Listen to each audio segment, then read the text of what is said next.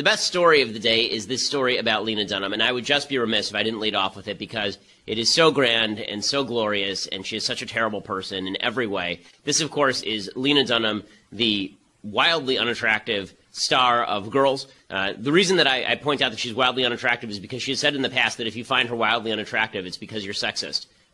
No, it's because you have eyes. So Lena Dunham, apparently, she's lied about a bunch of things in the past. She said in the past, the star of Girls, she campaigned with Hillary Clinton. She has said in the past that she was raped by a Republican named Barry. Not true.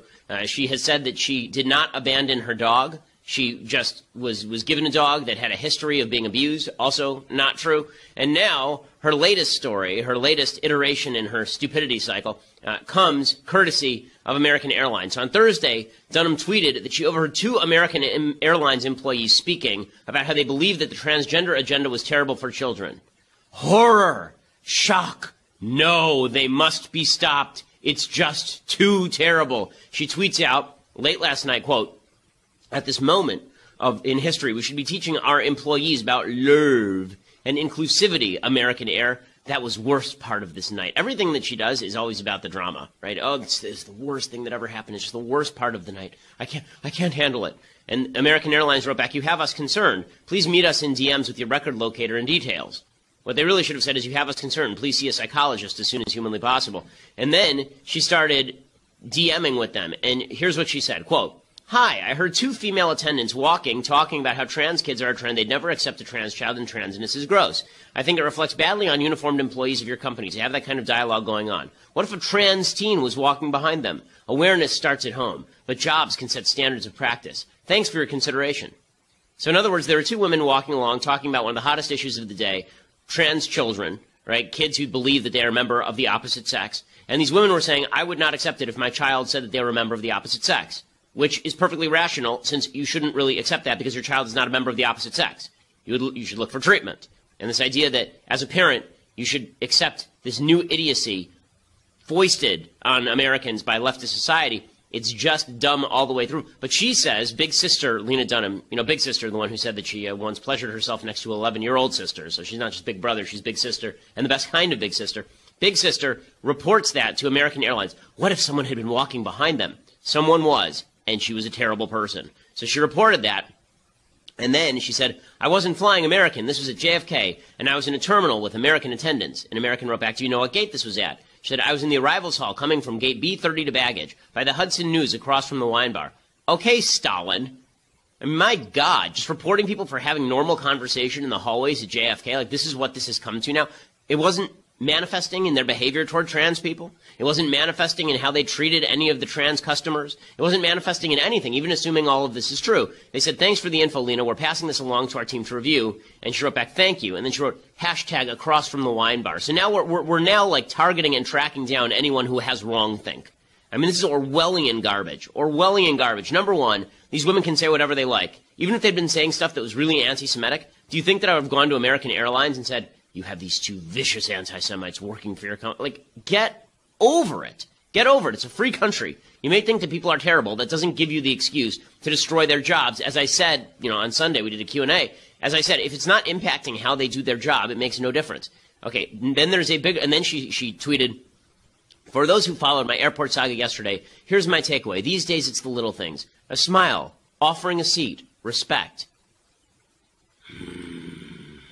You mean the little things like not getting people fired because you're a giant douchebag of a human being?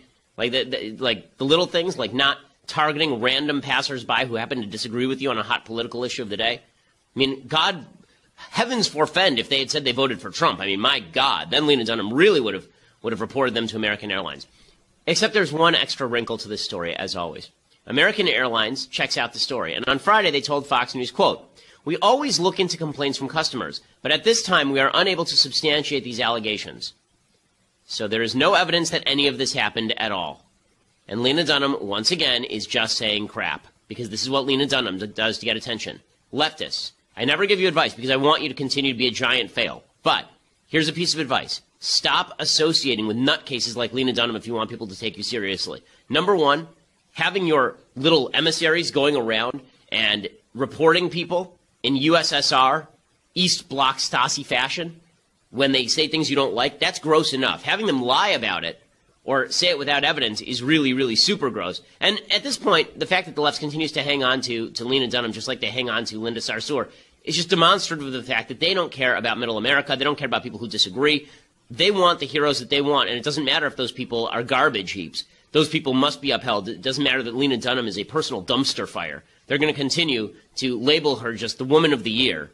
Amazing, amazing stuff. But that's just another great story from the Lena Dunham annals of joy. This is Ben Shapiro, and this is the Ben Shapiro Show. Lena Dunham continues to be Lena Dunham.